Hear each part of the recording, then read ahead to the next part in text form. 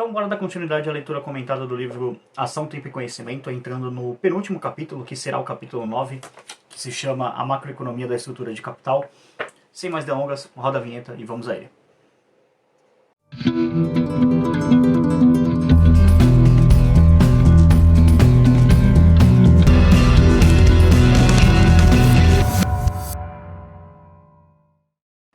E aí pessoal, beleza?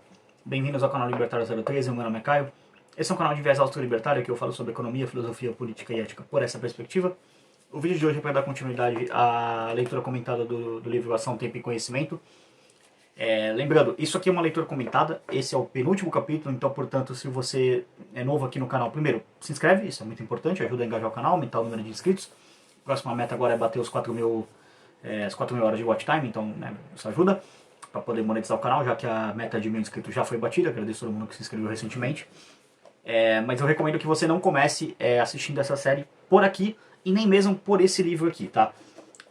Essa é uma série que eu estou fazendo aqui que é basicamente em duas partes. A primeira parte dela não é esse livro, é um outro livro que se chama Dos Proto-Austríacos a Menger. Então, se esse é seu primeiro vídeo aqui, vai lá aqui na descrição, vou deixar as duas playlists aqui, tanto desse livro quanto do outro, para você acompanhar e se inteirar para poder chegar aqui nessa leitura comentada, porque essa aqui já é praticamente, já vai ser a penúltima parte, né, na verdade, porque vai ter o capítulo 9 e o capítulo 10, que o capítulo 10 vai sair amanhã, tá? Amanhã ou domingo, eu não sei ainda qual dia que vai sair, eu tô gravando isso aqui na sexta-feira, então pode ser que saia sábado ou domingo, então eu não sei quando que vai sair, mas enfim, quando sair vai estar na playlist tudo certinho.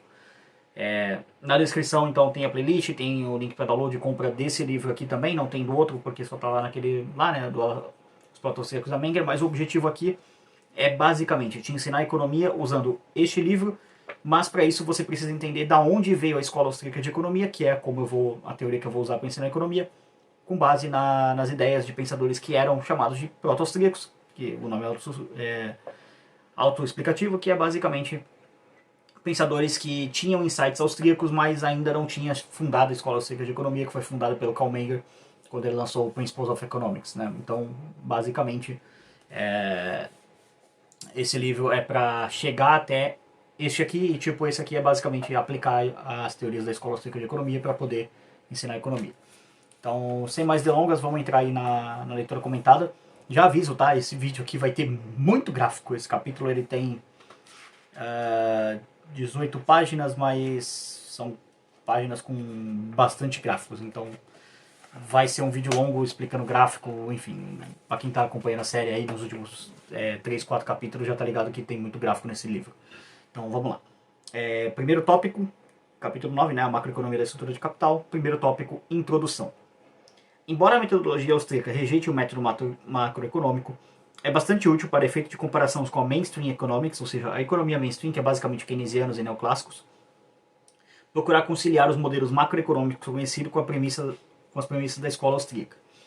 Foi exatamente isso que fez o professor Roger W. Garrison, da Auburn University, um economista extremamente criativo, no seu interessantíssimo Time and Money, a macroeconomia da dinheiro e moeda, a macroeconomia, tempo e moeda, na verdade, a macroeconomia da estrutura do capital. Que é basicamente o título desse capítulo aqui, traduzindo. Que é um livro foi publicado pela Routledge em Londres em 2001, cuja essência está condensada em seguida. Então, basicamente, o professor Bertrand Georgiori está usando a obra desse pensador aqui, desse economista, para poder fazer o livro aqui. Mas vamos lá. Se não deixamos imobilizar por um purismo acadêmico que, embora aceitável sob certas circunstâncias, tende sempre a nos tornar cada vez mais isolados e a manter nossas análises desconhecidas por parte da maioria dos economistas, seremos tentados a considerar o trabalho de Garrison uma heresia, já que, além de rejeitar as construções macroeconômicas, os austríacos tradicionalmente não fazem uso de gráficos e de equações. Isso foi o que me trouxe na Escola Austríaca de Economia, porque eu não sou muito fã de gráfico, equação, essas coisas, enfim, eu sou meio burro para matemática, então tinha essa escola de pensamento econômico que tipo, explicava o mundo muito melhor do que aquele bando de gráfico e matemática.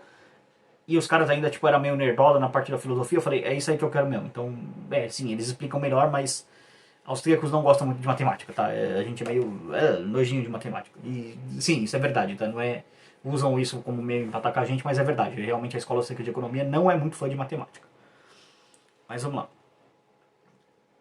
Se porém buscarmos maior investigação com a Mainstream Economics, maior integração, perdão, até mesmo pelo simples motivo de que precisamos dialogar, acreditamos que devemos encarar a busca por uma simbiose entre a análise austríaca e a convencional como uma importante contribuição para uma compreensão mais apurada dos intrincados problemas da economia, especialmente os relacionados ao processo de mercado, aos desequilíbrios e aos ciclos econômicos. Então, basicamente o professor está defendendo aqui que, tipo assim, vamos tentar trocar uma ideia com esses caras aqui, não vamos ser, tipo assim, tão radical assim, entendeu? Acho que talvez valha a pena, né? Porque alguém tem que explicar para esses caras que, tipo assim, então, tudo que vocês aprenderam tá errado, cala a boca e segue a gente. É basicamente isso. É sabido que tanto a macroeconomia como a microeconomia tradicionalmente lidam com estados de equilíbrio, ou seja, não consideram os mercados como processos que tendem para o equilíbrio, mas que não o atingem. A macroeconomia, além de trabalhar com modelos de equilíbrio, parcial ou geral, por enfatizar situações de curto prazo, deixa de lado as variações no estoque de capital. E as teorias modernas de crescimento trabalham com variações no estoque de capital, mas abstraem-se dos desequilíbrios da economia. Garrison observa com acuidade que a realidade da economia é um mix dos dois insights. A macroeconomia da estrutura do capital, que vai ser chamada aqui de MEC, para simplificar, para não ficar falando toda hora, então toda vez que eu falar MEC estou me referindo a isso, não é o Ministério da Educação, tá? É macroeconomia da estrutura do capital. Procura incorporar essa mistura, considerando que a habilidade do processo de mercado para alocar recursos ao longo do tempo está relacionada com a estrutura de capital da economia. Os três elementos da macroeconomia da estrutura de capital, segundo tópico. As principais ferramentas da MEC são três conceitos elementares, os dois primeiros comuns à Mainstream Economics e o terceiro de concepção austríaca, que podem ser combinados para gerar interessantes comparações. Os três conceitos são o mercado de loanable funds, fundos para empréstimo, ou seja, dinheiro disponível para emprestar, a fronteira de possibilidade de produção e a estrutura intertemporal de capital de produção. Essa fronteira de possibilidade de produção é basicamente, digamos, por exemplo, eu quero produzir aço. Aí eu vou produzir aço num país que não tem, sei lá, nenhuma mina de aço, não tem nenhuma mina de ferro, né, para poder produzir aço. Então não existe. Qual que é a minha fronteira de possibilidade de produção? Bom, muito baixa, porque eu vou ter que exportar de fora, não sei o quê. Ou sei lá, de repente esse mesmo país descobriu uma mina de ferro assim, sei lá, do tamanho do sul do Brasil, assim, tipo, é gigantesca a mina de ferro, tem ferro pra caramba lá, tem como levar ferro pra tudo que é lugar. É que eu tô fazendo piada, tá? Com levar ferro, enfim.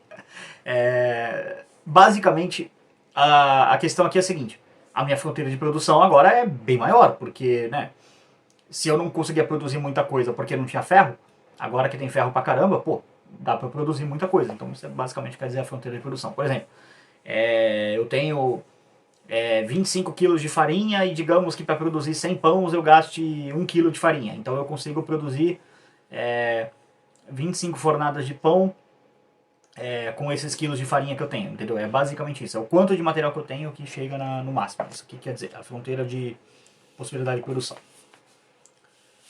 Vamos lá. Aí aqui, vamos lá começar a mostrar um monte de gráfico aqui. E ajustar. Aí, de novo aqui, né? Vamos explicar ele aqui. Aqui é o R, né? Que é o juros. E basicamente S poupança, né? Sempre que vocês verem esses gráficos, tá? Tá vendo? R é o return, né? Que é o juros. Aí toda vez que você vê esse S é basicamente saves, que é poupança. Então aqui tem os elementos do gráfico e aqui na próxima questão vai ter a explicação dele. Eu vou explicar ele aqui. Que aí vocês vão pegar melhor. Deixa eu até focar ele melhorzinho aqui. Que aí quem quiser pausar o vídeo, dá uma pausa aí, sei lá, tira print, alguma coisa, para poder entender aqui. Mas vamos lá. Como de praxe, R representa a taxa de juros, ou seja, toda vez que você vê esses gráficos, R é sempre a taxa de juros. Então, R é essa linha aqui, e aí o S é a parte de baixo, que é o saving, ou seja, o quanto tem de poupança. S é a poupança e I o investimento. Então quando fala que save S igual I, quer dizer que save igual investment, ou seja, poupança igual investimento. Poupar na macroeconomia da estrutura de capital significa, mais do que qualquer outra coisa, acumular poder de compra para ser exercido no futuro. Ou seja, você está reivindicando um valor que você tem atual, né, que você poderia gastar para poder ter mais no futuro, que você tem essa expectativa. É aquele velho exemplo lá do Robinson Crusoe numa ilha, que ele está pegando 3 peixes para comer, um no café, um no almoço, na janta, ele come 2 peixes, ele guarda um, e ele faz isso durante 3 dias, ele tem 3 peixes, então ele pode trabalhar o dia inteiro em outra coisa, constrói uma rede, enfim, aquele exemplo lá que o Rothbard usa muito, que é de uma economia de um cara isolado, basicamente, para poder explicar como funciona a estrutura de produção e tudo mais. Basicamente isso aqui para vocês entenderem.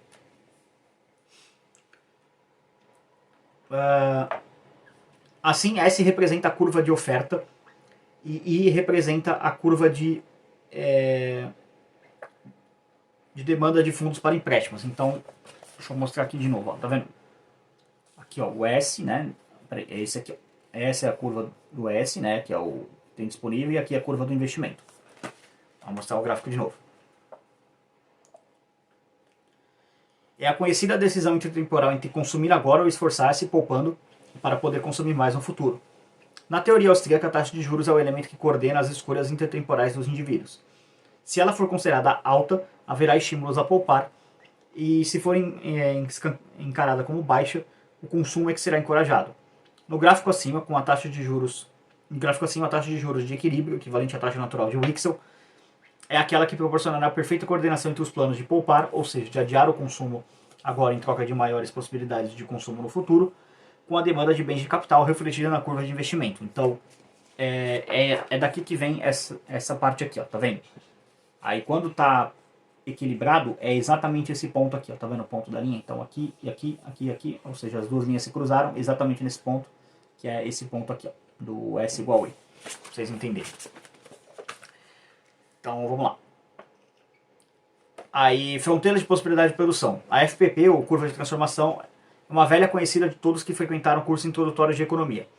Se, para simplificar, só existirem dois bens, C, bem de consumo, e I, bem de capital, a taxa marginal de substituição técnica, que nos indica a quantas unidades de um bem dos outros devemos renunciar para ter acesso a uma unidade do outro, é decrescente. Para produzir unidades adicionais iguais de bens de capital, será necessário renunciar à produção de quantidades cada vez maiores de bens de consumo. Então, o que isso quer dizer? Por exemplo, vamos voltar lá para o exemplo da padaria lá que eu falei, que eu quero produzir 100 fornadas de um certo tipo de pão. Mas, sei lá, de repente eu posso usar esse trigo para fazer outro alimento. Posso fazer, sei lá, um bolo, alguma coisa assim, um bolo que vá trigo, um exemplo. Então, eu não consigo produzir os dois ao mesmo tempo. Então, eu preciso renunciar de uma certa parte de um para poder produzir o outro. Então, equilibrar, enfim. Considerando que os recursos são escassos, então há um certo limite entre eles, tá? Aí, vamos lá. E ela essa fronteira de possibilidade de produção vai ser chamada de FPP, tá? Toda vez que eu falar FPP, é fronteira de possibilidade de produção. Vamos lá. Voltando aqui. A taxa marginal de substituição técnica, que nos indica a quantas quantidades de um bem ou outro devemos renunciar para ter acesso a uma unidade do outro, é decrescente. Para produzir unidades adicionais iguais de bens de capital, será necessário renunciar à produção de quantidade cada vez maiores de bens de consumo. E o crescimento da economia requer sempre incrementos na produção de bens de capital, ou seja, investimentos. Se a economia está sob a FPP, podemos considerar que está operando em pleno emprego ou, mais modernamente, no nível natural de emprego. Ou seja, o que isso quer dizer? Se está tudo operando no máximo que pode, lá no pico da fronteira da FPP, então tá com tipo pleno emprego, ou seja, tá todo mundo trabalhando, tem emprego pra caramba, a economia tá show, tá 10 de 10, é bem longe do que tá atualmente no Brasil, mas enfim, só pra vocês entenderem. Aí é o que eles chamam nível natural de emprego, que não usa mais esse termo pleno emprego. O investimento é medido em termos brutos, manutenção e expansão do capital. Em algum ponto da FPP, denominado de ponto de estacionamento ou no growth, ou seja, quando para crescer, o investimento bruto será igual ao montante para cobrir a depreciação. Sem investimentos líquidos, isso é, teremos uma economia estacionária, ou seja, chega uma hora que realmente bate na fronteira, para de crescer, então ela não vai passar da fronteira, ela para ali. É como, sei lá, você tentasse atravessar a fronteira de um país e o guarda da fronteira chegasse e falasse, ó, para, aqui, you shall not pass, para dizer a frase clássica do Senhor dos Anéis. É interessante observarmos que, no gráfico seguinte, à direita do ponto de no growth ocorre a expansão da FPP, maior eficiência, e à sua esquerda uma contração da FPP, fronteira da fronteira de produção, perda de eficiência. Esse outro gráfico aqui é só para... ele é mais simplesinho. Peraí, deixa eu colocar ele aqui. Oh, caralho. Aqui, ó, tá vendo? Aqui é Capital Investment, tá vendo? Capital Investimento, e aí tem essas curvas aqui que é basicamente uma demonstração da fronteira. Então, quanto mais capital você coloca, maior aumenta mais investimento você coloca, mais aumenta a fronteira de produção. Basicamente é isso. E sim, a fronteira de produção do Brasil é ridiculamente baixa. Então, deixa eu só ver se eu peguei certinho. Aí aqui, ó, esse gráfico, o que ele quer dizer? Deixa eu focar certinho, peraí, mais próximo aqui. Ó, o primeiro gráfico, ele quer dizer o quê? Cada raio desse aqui é uma contração da estrutura de produção. Então, de novo, capital, investimento. Sempre assim. Capital, investimento. Capital está aqui, investimento está aqui. Investimento é a base do gráfico, capital é aqui.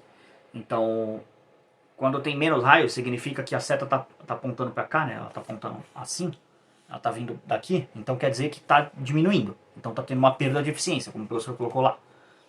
Aí, aqui, o segundo gráfico é quando está estático, tá vendo? Ele não tem um raio de certa forma. Então, tá beleza, tá de boa. Aí agora, o terceiro gráfico, né, vou mostrar aqui de novo, aí ele é autoexplicativo, que ele é absolutamente o oposto do segundo gráfico, que se um está caindo, o outro está subindo, então significa que essa economia está em crescimento porque ela está chegando na fronteira, na FPP, né? A outra está caindo da FPP, a outra está subindo para a FPP. Então, basicamente, mesma coisa. Mas vamos lá, a estrutura intertemporal de produção, vamos no próximo tópico. Este terceiro elemento, infelizmente desconhecido pela grande maioria dos economistas, é característico da escola austríaca que já foi desenvolvido anteriormente, especialmente no quarto e no sétimo capítulos. Por isso que eu falo, acompanhe a leitura comentada, não vou comentar muito mais isso aqui porque já foi explicado anteriormente. Trata-se da estrutura de capital, ou estrutura intertemporal de produção, ou estrutura mengeriana de produção, ou estrutura bauerquiana, ou ainda triângulo de Hayek. Basicamente o Hayek pega as ideias do Bauer e do Menger e faz os triângulos dele lá. E pra quem não sabe o que é os triângulos Hayekianos, volta lá no capítulo 7, que foi muito explicado, capítulo 6 foi muito explicado, enfim.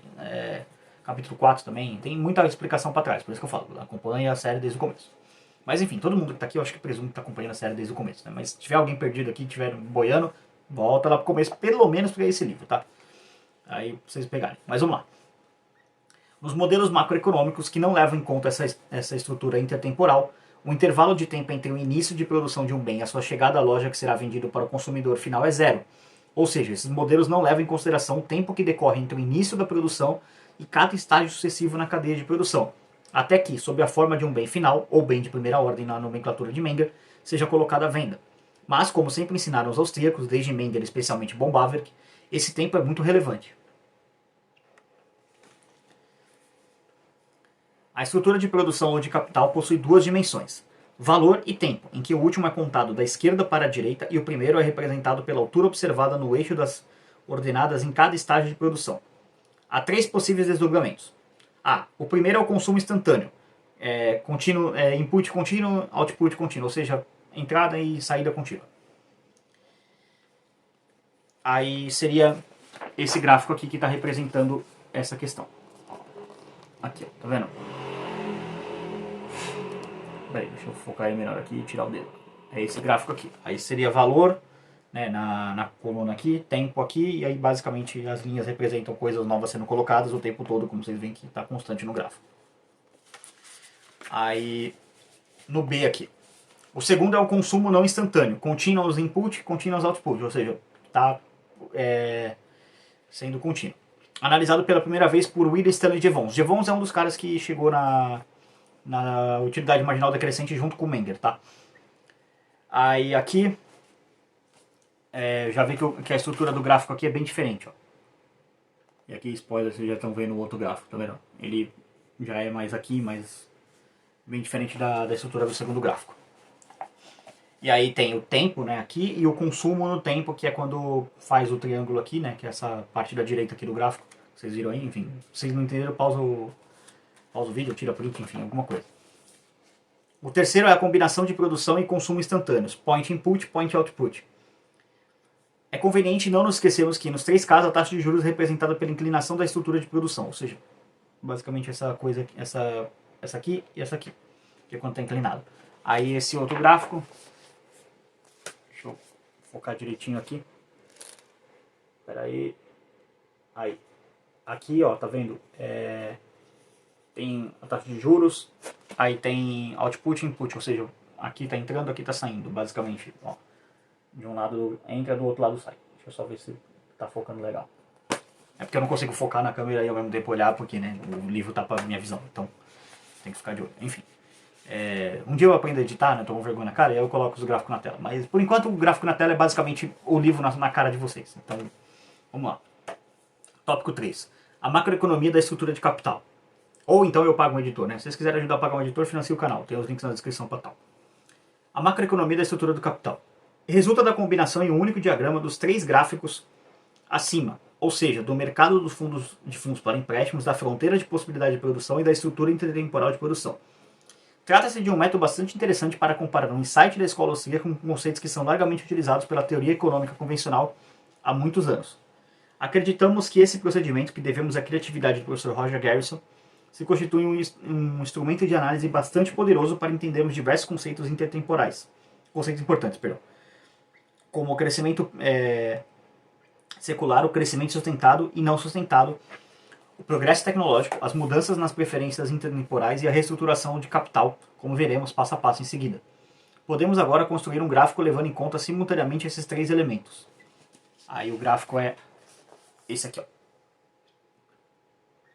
Aí eu vou explicando cada parte dele aqui. Basicamente, a primeira parte aqui da esquerda são os estágios, aí ela se conecta ao capital, e de novo, a mesma coisa, capital, investimento, sempre CI, capital, investment, é sempre assim. Aí a curva, ou seja, que conecta capital e investimento, quanto mais você tiver investimento, mais é possível produzir capital. Aí você tem aqui, ó, nessa parte, né, de baixo. Você tem juros e tudo mais, aí é basicamente a mesma coisa. Juros, investimento, juros poupança, né, R de juros, S saving. E aí você tem quando casa as duas questões, que é tipo Save Investment Demand. Demand é o D de demanda. Mas vamos lá. Vamos seguir aqui. Neste gráfico, e aí tem de novo aquele ponto de equilíbrio, tá? Que é quando aqui e aqui cruza, forma o X, aí forma certinho aquele ponto no meio, que é o... Deixa eu até mostrar aqui, que acho que fica melhor. Ah, tá vendo? Esse ponto aqui de novo. Aqui e aqui se cruzou, aí esse ponto é esse ponto aqui embaixo, que o gráfico está apontando. Neste gráfico, supomos que a economia está em seu nível natural, ou seja, nível de pleno emprego. Que os investimentos são apenas suficientes para compensar a depreciação do capital, não havendo investimento líquido. Que o consumo mantém-se no nível da FPP, de novo, fronteira de possibilidade de produção, e que a poupança situa-se um montante estritamente necessário para financiar o investimento bruto. Como vimos, a taxa de juros reflete a inclinação da estrutura de produção. Ou seja, é aquele R e Q, tá vendo que tá cortando aqui o gráfico. Essas inclinação da estrutura de produção. Essas interpretações de steady state, ou seja, estados estático, basicamente, seria a tradução, equivalem a evenly rotated economy, economia uniformemente circular, de Mises, e permitem analisar o crescimento secular sustentado e as flutuações cíclicas, estabelecendo interessantes comparações com a macroeconomia convencional, tanto os modelos de inspiração keynesiana quanto os de corte neoclássico ou monetaristas. Pontos de controle com a macroeconomia usual. Os gráficos não incluem o mercado monetário explicitamente, pois para os austríacos a moeda é um loose joint ou junta frouxa, conceito já explicado em capítulos anteriores. Na verdade, a variável moeda está em todos os eixos do diagrama e, além disso, o fato de não a incluirmos explicitamente não significa que estamos ignorando as importantes considerações monetárias.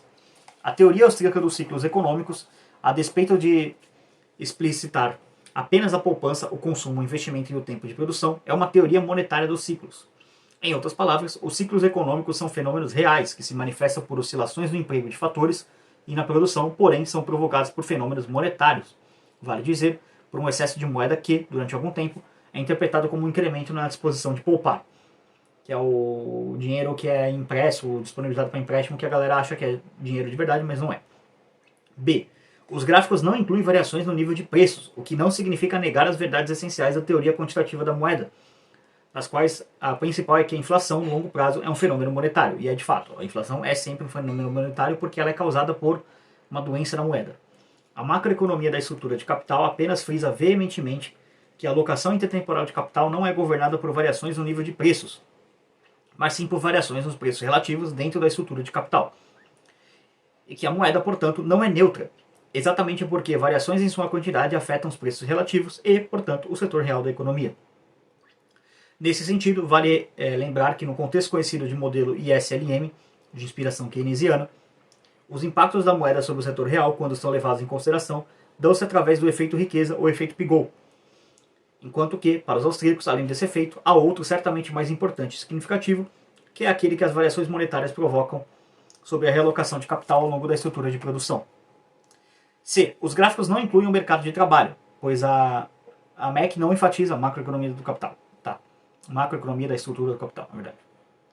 Não enfatiza apenas esse mercado, como a macroeconomia o faz. Mas lembremos que as variações na taxa de juros afetam diferentemente a demanda de trabalho em cada estágio. Além disso, podemos desenhar diagramas auxiliares, um para cada estágio, incorporando o mercado de trabalho específico a cada um deles. O mundo real não é macro, é micro. Esta, aliás, é a razão pela qual no título deste capítulo fizemos questão de escrever a palavra macroeconomia em itálico. A macroeconomia do crescimento secular. O crescimento secular acontece, teoricamente, sem ser provocado por políticas, avanços tecnológicos ou variações nas preferências intertemporais. Nele, por definição, os investimentos brutos Nele, por definição, os investimentos brutos aumentam de estritamente um modo suficiente para manter o estoque de capital e para acumular capital. Com o aumento das rendas, a poupança aumenta o investimento bruto também, em proporções tais que a taxa de juros mantém-se constante. Embora historicamente os aumentos nas riquezas provoquem queda nas preferências intertemporais, ou seja, um aumento da poupança, o que reduz a taxa de juros, o tratamento de Garrison abstrai-se esse efeito. Aí aqui, mais um gráfico aqui para vocês, spoiler da próxima página, já tem mais um gráfico, então vou explicar ele aqui. Espera aí que não focou direito. Aí, agora sim. Vou deixar um tempo aí na tela. Se a taxa de juros permanece constante, as hipotenusas dos triângulos de Hayek são paralelas. Isto é, a taxa de juros aloca recursos entre os estágios de modo a alterar o tamanho, mas não os profits intertemporais, profits lucros. De modo a alterar o tamanho, mas não os profits intertemporais da estrutura de capital. E o que dizer sobre a moeda e o nível geral de preços? Se MV é igual a PY, em que M é o estoque de moeda, ou seja, money, V a sua velocidade, isso aqui é uma coisa que tem muitos monetaristas usam isso, né, que é calcular a velocidade de circulação da moeda. P, o nível geral de preço, ou seja, prices, basicamente, e Y, o PIB real, dados MV, como preconiza a versão de Ibrahim Fish na teoria quantitativa da moeda, como C, consumo, e I, investimento, aumentam C mais Y igual I, ou seja, consumo mais investimento é igual Y, que é o PIB, basicamente é isso. O que está sendo colocado aqui é basicamente a fórmula do PIB. Mais ou menos, tá? Não é necessariamente ela. Isso significa que o nível geral de preços deve cair. É o caso conhecido como deflação secular. Deflação secular. Em uma economia em crescimento secular, o equilíbrio costuma requerer preços e salários mais baixos. Esse ajustamento nos preços e salários se dão nos mercados particulares em que o crescimento em si ocorre. O resultado é que a média dos preços, o nível geral de preços, cai. Então, tem aqui essa coisa que eles ficam colocando de nível geral de preços, essas coisas, não é totalmente inútil, tá? Dá para ter mais ou menos uma noção de como andam os preços. O que não dá para dizer, que aí é realmente inútil, é quando essa galera fala assim, ah não, mas o nível geral de preço subiu, portanto tem inflação. Não, não é. Assim, subiu a inflação é porque teve impressão de moeda. Então os níveis gerais de preço, que sim, dá para poder medir as coisas, sei lá, dá para ter uma noção média de quanto custa cada coisa. Se está subindo é por causa de inflação, que foi impressão de moeda sem lastro em poupança. Isso sempre tem que ser reforçado aqui. Então o que isso quer dizer? Teve inflação? Teve. Vai afetar os preços? Vai. Mas a inflação não é o aumento de preço. É consequência da expansão da base monetária sem lastro. Isso é uma coisa que vocês têm que sair daqui, desse livro, dessa aula, basicamente entendendo. Não existe essa coisa de que o aumento de preço é a inflação. Não, o aumento de preço é uma consequência da inflação. A inflação é a expansão da base monetária. Isso tem que ficar gravado na cabeça de vocês. Mas vamos lá. É necessário identificar como o processo de mercado funciona para distinguir-se entre o crescimento econômico salutar, induzido por poupança e autossustentado, e os booms artificiais, induzidos por políticas de expansão da demanda intrinsecamente não sustentáveis ao longo prazo, o que faremos a seguir. Aí aqui, crescimento sustentado e crescimento não sustentado. progresso tecnológico e maior adotação de recursos. Aqui é basicamente outro gráfico. Deixa eu puxar ele aqui. Aqui. Vou mostrar para vocês aqui. É esse gráfico aqui, ó, dessa vez. O que ele quer dizer?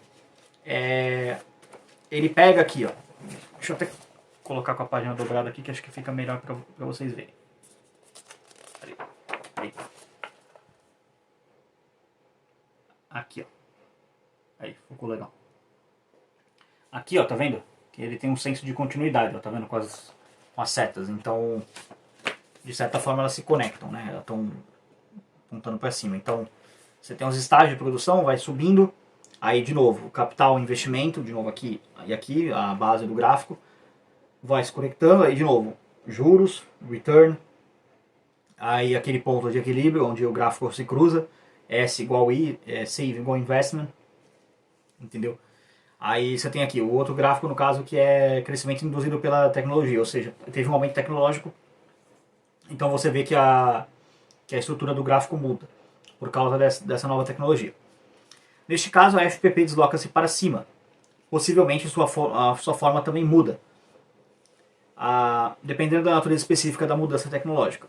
A demanda de investimento desloca-se para a direita na medida em que as empresas dão-se conta que podem beneficiar-se com a nova tecnologia. Ou seja, você tem aqui aquelas setinhas para cima, é a tecnologia. Então aqui, se deslocando para a direita, está saindo daqui da esquerda indo para a direita, é porque as empresas perceberam que tem tecnologia nova. Tecnologia nova vamos usar porque é mais eficiente.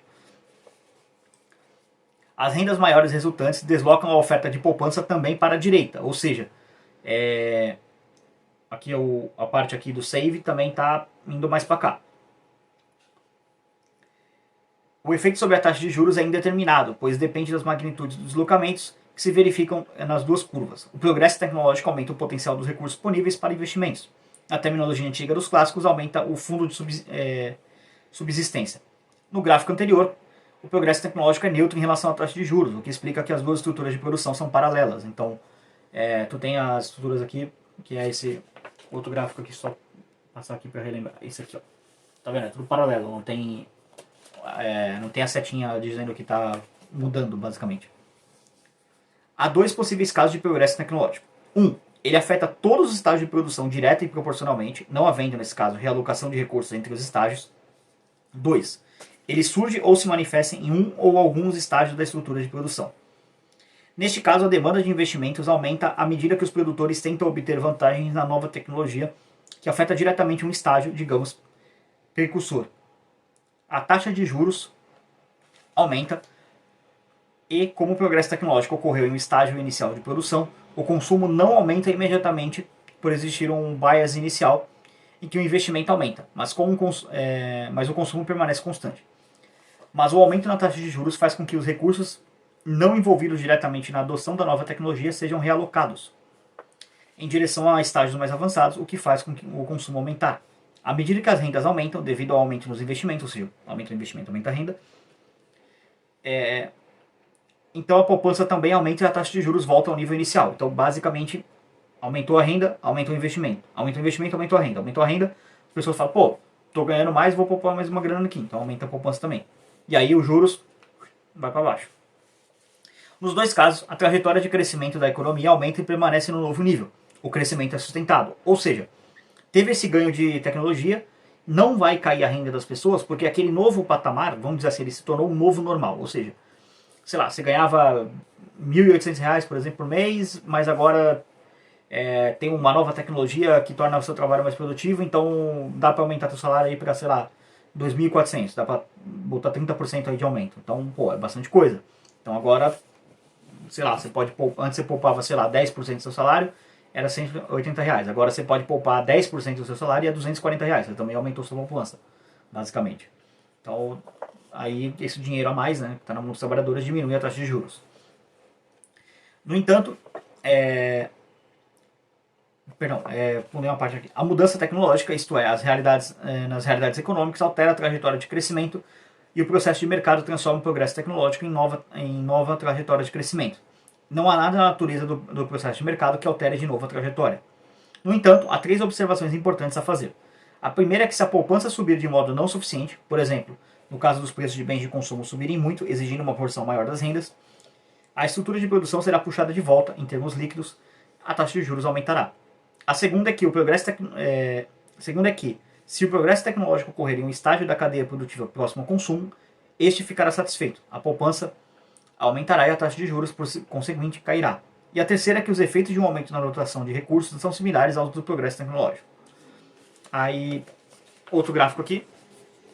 Vamos lá mostrar para vocês. Espera aí focou legal. Explicando ele aqui. Eita, peraí que eu... Aí você tem de novo estágios, ou seja, uma setinha para cima, caindo, porque pode acontecer de cair, né? Como o professor fala aqui. Este ficará satisfeito. Então, se está satisfeito, tá apontando para baixo. Aí, de novo, capital, investimento, mesma linha, o segundo gráfico ali. E, de novo, return, save, basicamente. Juros, poupança, que é relacionado. Então, a taxa de juros é relacionada com quanto de poupança tem. Então, por isso que aqui é o R e aqui é o S. Porque os gráficos têm que se casar. Aí, de novo, outra vez aqui, ó. Deixa eu mostrar de novo. Tem aquela mesma estrutura do S igual I, que é aqui ó, onde casa, tá vendo? Ó? Casou aqui, então é aqui que são os pontos do S igual I, que é Save igual Investment, basicamente. Vamos lá. Suponhamos que aumente a frugalidade ou parcimônia. Na macroeconomia convencional, que se baseia no mercado de trabalho, o consumo presente e o consumo futuro são complementares, mas na macroeconomia da estrutura de capital, eles são substitutos. Daí a expressão SUFS, save up for something, basicamente quer dizer. Se as preferências intertemporais aumentarem a poupança, o que fará o processo de mercado? Se seguirmos Keynes, o consumo presente cairá e logo o consumo futuro também cairá e teremos falha de coordenação no processo de mercado. Mas Keynes estava errado, de acordo com a Mack. A poupança se desloca para a direita, logo a taxa de juros cai, ou seja, tem mais dinheiro disponível, juros para baixo. Na fronteira de possibilidade de produção, os recursos liberados pela queda no consumo vão aumentar o investimento, ou seja, digamos que, por exemplo, estava uma grande demanda por aço na construção civil. Agora não tem mais essa grande demanda, mas de repente alguém pode falar, puta, se eu estava produzindo aço aqui para construção civil, estava produzindo de um certo jeito, mas eu ainda estou produzindo aço. Pô, se eu ainda estou produzindo aço, eu ainda estou usando minério de ferro. Se eu estou usando minério de ferro, eu posso mudar um pouquinho aqui a forma, dar uma adequada aqui, talvez um pouco de maquinário, um pouco de pessoal, e sei lá, começar a produzir aço para construir carro, por exemplo. Você ainda está produzindo aço, mas está produzindo aço para carro. É uma forma. Então esses recursos ficam disponíveis. Aí, de repente, um investidor, né, no caso, ele pode olhar e falar, pô, eu estava investindo aqui no setor de construção civil porque estava aquecido, agora não parece mais ser uma boa ideia. E aí o investidor está sempre olhando para o mercado e falando, onde que eu vou tacar minha carteira? Aí, sei lá, esse cara chega lá, faz um case lá para tipo, aqui, pô, dá para fazer um investimento aqui no mercado, no setor de carro, porque tem uma demanda aí, de repente, sei lá, o cara pode olhar e falar assim, fazer um argumento lógico. Vai precisar de mais carro especificadamente do modelo utilitário aí, porque como construiu muito prédio, muita gente vai contratar trabalhadores para trabalhar nesse prédio, para fazer obra, então esses caras tendem a ter um carro próprio ali, um veículo utilitário, então vamos produzir aço para poder produzir esses veículos específicos. Aí o cara tá com dinheiro, pode olhar e falar, cara, você tem um bom argumento, toma aqui, eu vou tacar a carteira em você aí. Isso pode acontecer, tá? Só tô dando um exemplo aqui. Então é uma forma de que basicamente o dinheiro está saindo tá disponível agora, né? Então, os bens que estavam sendo consumidos por outra coisa estão disponíveis, é isso que quer dizer. Não há efeitos renda significantes na oferta de loanable funds. No loanable funds, fundos disponíveis para empréstimo. Se o consumo caísse sem que o investimento aumentasse, então as rendas cairiam e a poupança se deslocaria para a esquerda, o que poderia anular o crescimento. Neste caso, o paradoxo da poupança de Keynes estaria correto, mas não está. O aumento na poupança aumentaria a taxa de crescimento, mas a queda nas rendas reduziria os gastos, o que geraria pessimismo e reduziria o investimento. Na macroeconomia da estrutura de capital, o processo de mercado funciona desde que prestemos a devida atenção à estrutura intertemporal de produção. Se a taxa de juros cai em decorrência de um aumento na frugalidade, que é basicamente as pessoas gastarem mais, então haverá um alongamento da estrutura de produção, ou seja, um incentivo ao investimento nos estágios iniciais, de longo prazo, da estrutura de produção, como no gráfico abaixo. Aí o gráfico chama reestruturação do capital com ajustamentos auxiliares no mercado de trabalho. Mostrando o gráfico aqui para vocês. Vou focar legal aqui. É esse gráfico aqui. O que ele quer dizer? Basicamente, aqui e aqui, ou seja, um padrão, né, de gráfico, é sempre essa coisa. Aqui está subindo, né, essa linha aqui está para cima, né, passadinha para cima, e a outra que vem daqui, ela está descendo, basicamente. Aí é intercambiável as questões, porque uma é de longo prazo e outra é de curto prazo. Vamos lá. O aumento na poupança reduz... o aumento na poupança produz dois efeitos separados sobre a demanda de trabalho, considerando os dois conceitos básicos de demanda derivado e de desconto no tempo. A demanda de trabalho é uma demanda derivada. Logo, quando o consumo cai, ela também cai proporcionalmente aos setores que produzem os bens de consumo. O trabalho é valorado a uma taxa de desconto. Logo, quando a taxa de juros cai, o desconto também cai, o que aumenta o valor do trabalho nos setores que produzem os bens de capital. Os dois efeitos operam em sentidos opostos e conjuntamente mudam a forma do triângulo de Hayek. A interseção das duas hipotenusas representa o ponto em que os dois efeitos se contrabalanceiam. Nos estágios à direita, cai a demanda de trabalho, que diminui os salários. O efeito Ricardo reduz a oferta de trabalho. O efeito Ricardo é o assunto do capítulo anterior. Reduz a oferta de trabalho, o que eleva os salários até o nível inicial. Nos estágios à esquerda, sob a demanda de trabalho,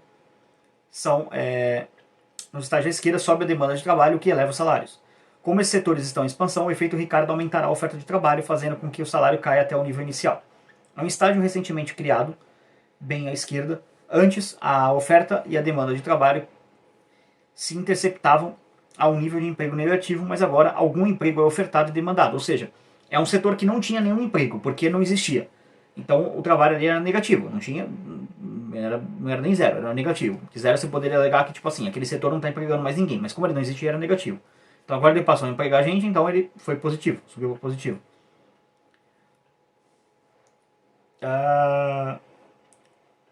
O fator trabalho na análise é considerado como não específico, isso é, sua oferta de curto prazo é crescente, sua oferta de longo prazo é inelástica. Ou seja, isso quer dizer que no longo prazo você não tem como contratar infinitamente pessoas. Você não pode dizer assim, eu vou abrir padaria. Beleza, tá, vou abrir padaria. Então, sei lá, eu vou contratar 100 mil padeiros que eu vou abrir 100 mil padarias. Cara, não dá. Você não vai conseguir fazer isso. Então essa demanda ela é inelástica. Não é como, pensa assim no elástico mesmo, é esse o conceito. Você não consegue tipo, esticar sem quebrar. Chega uma hora que você estica o elástico ele quebra. Então, se ela é elástica, você consegue esticar bastante. Se ela é inelástica, você não estica muito que ele já quebra. Então esse seria o caso de um exemplo de padaria. Duas qualificações são agora importantes. Primeiro, as habilidades que tornam o trabalho específico são classificadas como capital humano e integram a estrutura do capital propriamente dita. Essa mão de obra é fixa, pois seus salários sobem ou caem dependendo do estágio. Os gráficos auxiliares representando os movimentos de todos os trabalhos não específicos podem também representar os movimentos do capital não específico.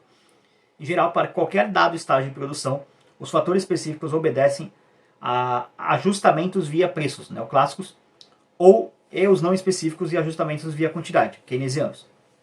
Por conveniência, a análise gráfica considera apenas o trabalho não específico. Quando a taxa de juros cai, aumentam os preços dos fatores empregados nos estágios iniciais e esse aumento é permanente para os fatores específicos e transitórios para os não específicos. Observemos a importância dessa análise não apenas no efeito Ricardo, mas também da quarta proposição fundamental de John Stuart Mill, que sugere que as variações na taxa de juros afetam a composição do emprego, mas não a sua magnitude. Um exemplo aqui é um trabalho específico ou não específico. Recentemente, aí, o Eloy Casagrande, um grande baterista brasileiro, ele foi nomeado por um trabalho muito específico, que é baterista do Slipknot. Isso é um exemplo de um trabalho específico. Mas, sei lá, você pode dizer que tocar bateria é um trabalho não específico, porque você pode arranjar emprego em alguma outra banda, ou sei lá, num concerto, alguma coisa assim, num conservatório. Mas se você quer trabalhar em alguma banda específica, isso se torna um trabalho específico. Sei lá, eu quero ser baterista do Led Zeppelin, por exemplo. O Led Zeppelin tá voltando, eu quero tocar bateria, e o filho do John Bonham, que é o baterista original, ele faleceu, mas o filho dele toca na banda, não quer voltar. Então você pode ser, sei lá, mas seria um trabalho específico. Só pra vocês entenderem isso aqui. Mas vamos lá. Esse aqui é o antepenúltimo tópico, então já tá acabando, tá? Que é a macroeconomia dos booms e busts. Austrian Business Cycle Theory, que é a ABCT. Quando vocês forem ler em inglês, a TASE, né, que a gente chama em português, que é a teoria dos ciclos econômicos, em inglês ela é chamada de ABCT. Todo esse instrumental desenvolvido por Garrison com base na tradição austríaca de um lado e na teoria econômica convencional do outro, tornam-se muito úteis para nos ajudar a visualizar graficamente o fenômeno dos ciclos econômicos. A MEC identifica as diferenças essenciais entre o crescimento genuíno e o boom artificial, que derivam dos papéis diferentes desempenhados pelos poupadores e pelas autoridades monetárias. Por quê? Há 3 motivações para ressaltarmos a importância das considerações de natureza monetária. As variações de preços relativos que iniciam o boom derivam da expansão monetária.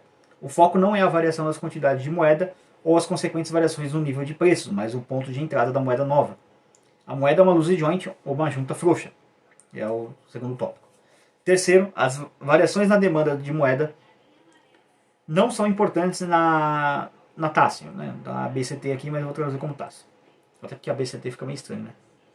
Isso não soa legal em português. É melhor falar Tássio mesmo. Rapaz, isso é meio estranho. Você também acha? Marca aí nos comentários. Pois a oferta de Loanable Funds inclui a oferta de poupança criada pelo Banco Central. Se eu ficar falando a BCT, isso aqui vai ativar uma quinta série numa galera. É bom não falar isso. Os 3 instrumentos clássicos da política monetária, redesconto, recolhimento compulsório e operações de mercado aberto, têm uma característica comum. São simples meios de aumentar o crédito. Desde Ragnar Frisch, em 1933, os economistas passaram a considerar que os ciclos econômicos têm 2 características: impulso e propagação. Na Tassi, agora eu fiquei com isso na cabeça, meu Deus do céu. O impulso é a moeda via variações nos preços relativos afetando a economia, afetando a estrutura de produção. E esse impulso é provocado pela característica de looseness, frouxidão, inerente às trocas indiretas. A propagação é constituída pelos efeitos dessas alterações nos preços relativos sobre o setor real da economia. E eu não fiquei com... Agora ficou meio estranho o que eu falei, mas eu não fiquei com... Vocês estão pensando, não, é que eu fiquei com o bagulho da quinta série na cabeça, tá? É isso. Cara, isso aqui tá ficando estranho, é melhor eu não falar mais disso. Enfim. Meio que piada no meio do assunto sério. Enfim. Vamos pegar aqui. Impulso e propagação, ou seja, o que isso quer dizer? Que tem um push que dá, né, uma pancada que causa um ciclo e ele se propaga. É como, sei lá, você joga uma pedra na água e você nota que o ponto de impacto dela, ela causa aquelas ondinhas e aí ela vai se propagando. Aí é basicamente isso. Aí aqui o professor explica. O impulso é a moeda, via variações dos preços relativos afetando a estrutura de produção, ou seja, nova moeda entrando no sistema. E esse impulso é provocado pelas características de looseness, frouxidão inerentes à troca indireta. A propagação é constituída pelos efeitos dessas alterações nos preços relativos sobre o setor real da economia. O que isso quer dizer? Então, uma vez que a moeda entrou, ela vai afetar a estrutura de produção. A propagação é como ela afeta essa estrutura de produção. Basicamente isso. Boom e bust, desequilíbrio intertemporal produzido pela política monetária. E aí aqui, vamos mostrar mais um gráfico aqui dos grandões. Dá um pause aí para vocês acompanharem, que eu vou explicar os pontos dele aqui. Vamos lá. Primeiro começa aqui na esquerda em cima, é a parte do boom, ou seja, os meio investments, ou seja, investimentos ruins. Então eles estão... Você tem a seta dos estágios, né, que é essa aqui. Deixa eu mostrar aqui. Ó, tá vendo? Essa aqui, ó, são os estágios de produção. Então tá para cima significa que tá subindo. Beleza? Aí você tem o tal do sobreconsumo, que é uma teoria que eles falam, que está errada. Aí para baixo aqui você já vê a teoria do bust, que é a seta pontilhada. Aí tanto para cima quanto para baixo você tem o sobreconsumo e a poupança forçada. São 2 forças que estão forçando os investimentos. Aí ganho implícito no estágio mais afastado. Expansão de crédito, expansão de tesouramento. Então, o que quer dizer? A galera ou está expandindo dinheiro ou está entesourando dinheiro. Tá? Basicamente, ou está poupando ou está consumindo. Aí aqui, de novo, R e S, né? Juros e... esqueci a palavra. Safe. Safe, lembrei. Que é... poupança. Aí você tem de novo aqui, supply e demand, ou seja, essa parte aqui, ó. Tá, é aqui. Tá vendo? S demand, né? SD, né? Que é supply e demand. Aí de novo aqui essa seta indica que está afetando para os dois lados, basicamente. Bom, Vamos ler aqui que vai ficar mais explicado. Existe agora um conflito entre poupança e investimento, pois os dois movem-se em sentidos opostos, que são as setas que estão apontando cada uma para uma direção. A expansão do crédito reduziu a taxa de juros, o que diminuiu também a poupança e aumentou o investimento, levando para a direita da FPP, da fronteira de possibilidade de produção. Então, está indo para cá. E na FPP, a queda na poupança significa que o consumo aumentou, sendo levado para o norte da FPP. Logo, o consumo e também o investimento cresceram, o que significa um fenômeno conhecido como overproduction, em ambas as categorias de bens.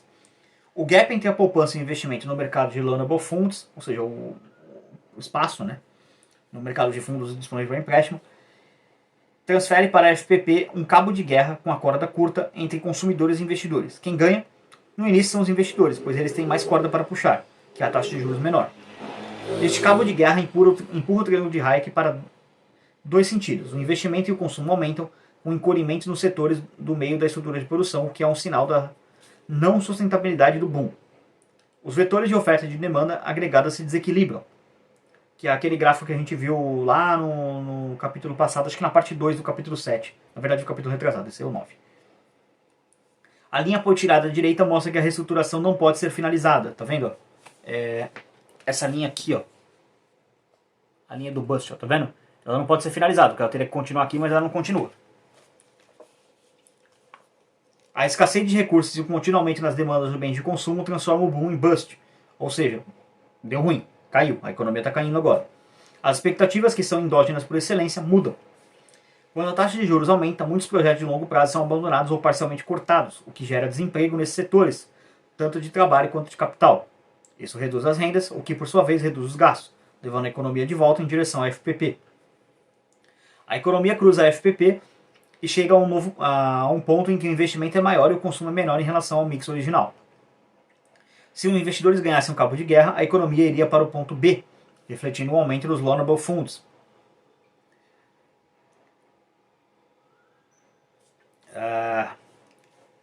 Ou seja, fundos disponíveis para empréstimo, tá? Traduzindo de novo. O componente vertical desse movimento ao longo da FPP representa o limite superior da poupança forçada, recursos indo para os estágios mais afastados. O componente horizontal representa o sobreinvestimento que corresponde a esse nível de poupança forçada. Se, por sua vez, os consumidores ganhassem o cabo de guerra, a economia iria, ao longo da FPP, para uma trajetória contrária ao movimento dos ponteiros do relógio, refletindo integralmente o decréscimo na poupança induzido pela política. O componente vertical desse movimento, ao longo da FPP, representa o limite superior do sobreconsumo correspondente.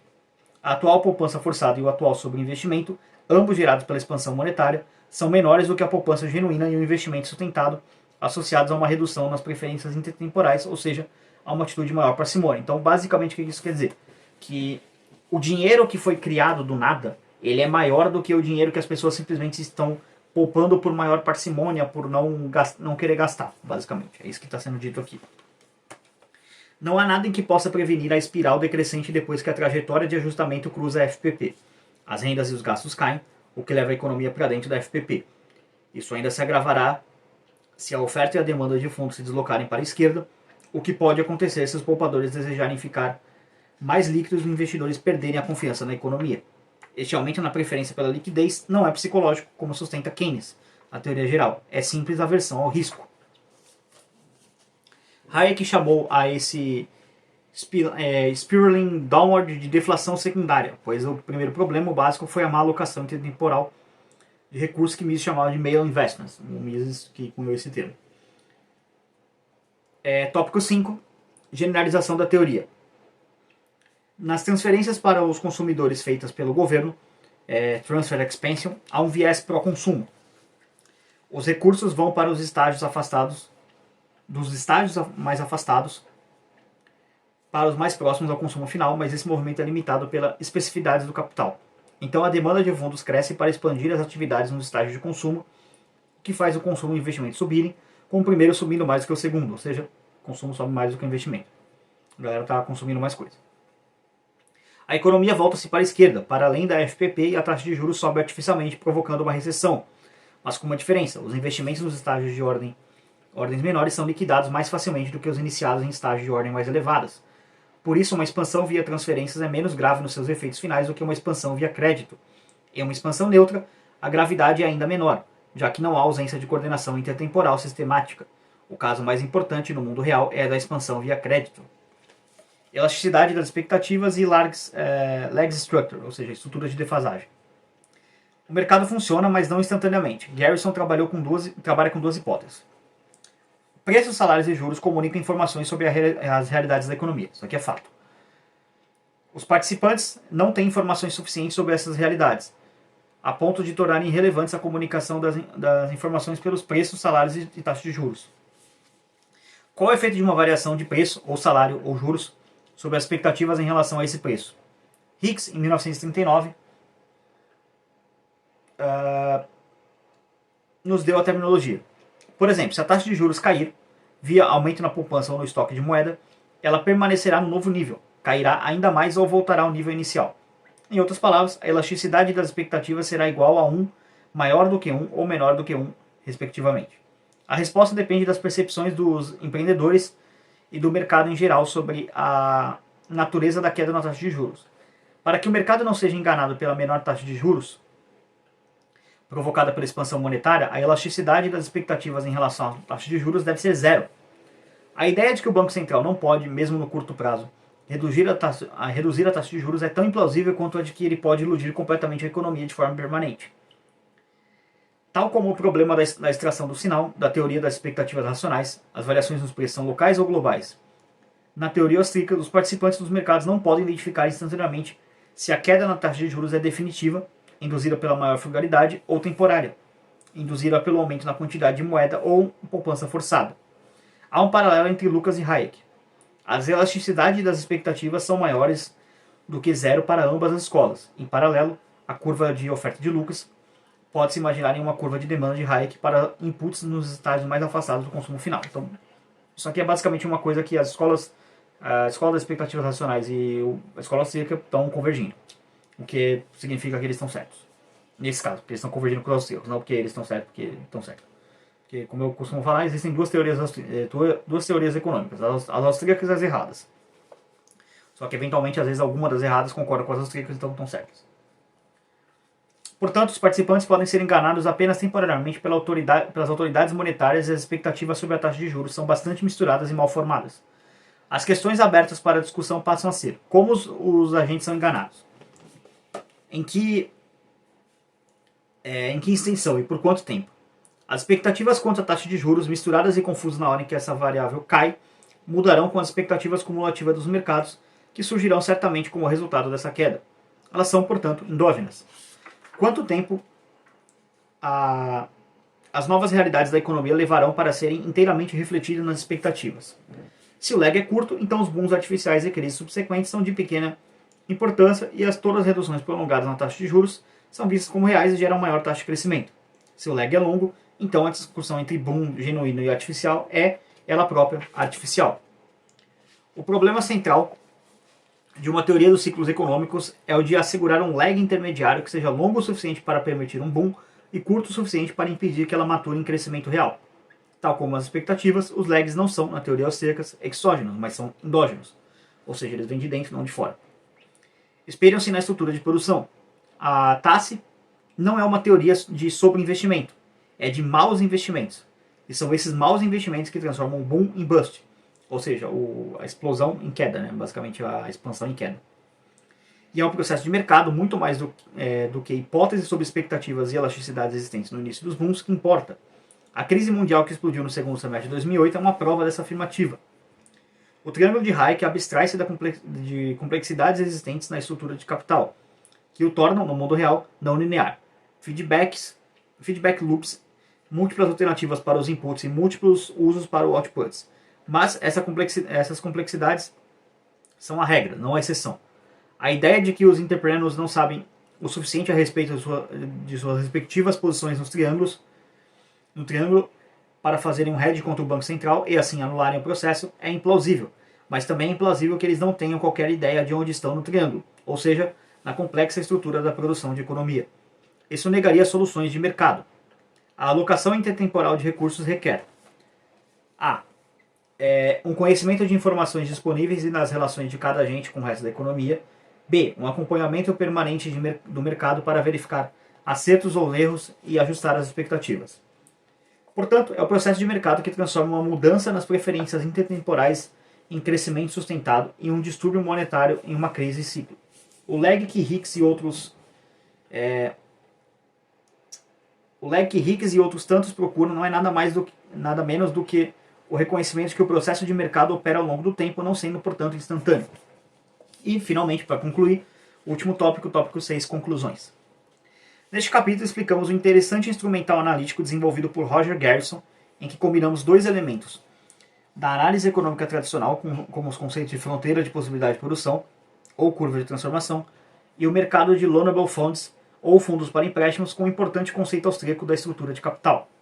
Com isso, como vimos, é possível analisar fenômenos ditos macroeconômicos, falando a mesma linguagem, ou pelo menos com um vocabulário com diversas palavras e expressões comuns, já que uma das maiores dificuldades dos economistas austríacos para se fazer entender é que sua teoria é expressa em termos bastante peculiares, de acordo com a tradição iniciada por Mengen em 1881, e isso geralmente a faz soar como estranho aos ouvidos de praticamente todos os economistas, que em sua totalidade, como sabemos, são educados na mainstream economics. Eu diria que são mal educados, né? Eles não aprendem economia. Creio que o esforço de Garrison contribui sobremaneira para um diálogo entre a mainstream e os austríacos. É como se um economista austríaco esteja dizendo aos seus pares neoclássicos keynesianos algo como: já que vocês se recusam a vir até nós, então nós estamos indo até vocês. A chamada crise da subprime, que, na verdade, foi muito mais do que esse título sugere, mostrou, a nosso ver, que a teoria austríaca é o que consegue explicar de forma mais convincente a causa dos ciclos econômicos e, portanto, a que pode oferecer os melhores remédios para evitá-los. Bom, isso aqui que o professor coloca como palavras finais é realmente fato. A escola austríaca de economia, se ela for seguida, ela basicamente transforma países pobres em países extremamente ricos e países ricos em países ainda mais ricos. É só aplicar a teoria. Mas, né, a galera insiste em não dar ouvido aos austríacos, continuam ignorando a gente, então fazer o que, né? Mas também é aquilo, é o que eu já falei. As faculdades de economia, elas são máquinas de formar retardados que vão trabalhar para o governo e defender as retardadices dele. Então, basicamente, a gente não vai ser ouvido porque... Imagina a gente chegar, imposto é roubo, Estado é uma quadrilha, isso tem que acabar, e chegar basicamente tacando ação humana e tacando MES na cabeça desses caras, MES, Man Economic State. A gente não vai ser ouvido, então não esperem que vai ter uma mudança acadêmica profunda, meu Deus do céu, coisas do tipo, porque não vai acontecer. Bom, o próximo capítulo será o capítulo 10, que é um capítulo bem longo, tá? Ele começa na página 205 e ele vai até a página 229, então esperem outro vídeo longo. E muitas críticas, porque muita coisa que o professor coloca aqui, que eles chamam ordem social, liberdade e virtude, muita coisa que ele coloca aqui é basicamente tipo, vamos ter um estado mínimo e vamos dar certo, uhul, e os governos políticos nunca vão abusar da lei que a gente deu para eles, o monopólio da lei, eles nunca vão abusar do poder de polícia que a gente deu para eles, o monopólio da polícia, para poder explorar as pessoas. Então, isso aqui é basicamente o fantástico mundo dos liberais. E vamos bater nas ideias dos liberais, né, no próximo vídeo, mas esse é assunto pro próximo vídeo, só dando um spoiler do que vai vir, então esperem críticas ao pensamento liberal no próximo vídeo. É isso, quase acabando, vai sair amanhã então pra vocês, mais um vídeo longo, mas como eu disse, essa série tem vídeos longos, então né, se você curtiu, chegou aqui até o final, se inscreva no canal, ajude a engajar o canal aumentando o número de inscritos. Se você chegou até aqui, você já está ajudando muito o canal, porque você assistiu mais uma hora de conteúdo, então né, só ajuda a aumentar o watch time, que é a próxima meta aí do canal, bater 4.000 horas. Na descrição tem links para download, compra do livro, enfim, playlists e tudo mais. Redes sociais do canal, segue lá também. Tem os links para... os links do parceiro do canal, não, bugado aqui, então, enfim, uma hora de gravação, tô meio cansado. Tem os links dos parceiros do canal, você pode comprar bonés, camisetas lá com a Manifesto 38, o link dele está na descrição. Você também pode comprar um curso de inglês com o Natan da Make Easy English. Se você for inscrito do canal Libertário 03, tem desconto na matrícula, então né, melhor para vocês, melhor para todo mundo. Ajuda o Natan, Libertário, os nossos. Se você quiser contratar thumbs, contrate a Ana, minha designer de thumbs, o contato dela também está na descrição. E também na descrição os meios para apoiar o canal. Se você quiser ter mais leituras comentadas, mais livros sendo comentados aqui no canal, mais desse tipo de conteúdo, apoie esse tipo de conteúdo, já que dá muito trabalho, né? Gravações de 1 hora, edição, enfim, depois tem que subir o vídeo, dá um baita trabalho, então na descrição você tem os links para apoiar o canal. Você pode apoiar através de Bitcoin, Bitcoin Lightning ou Nano, via criptomoedas, ou você pode apoiar através do Pix, que é o contato.libertario013 @gmail.com. Enfim, Tô cansado, chega de falar, já falei demais. Por esse vídeo é isso. Tchau, tchau.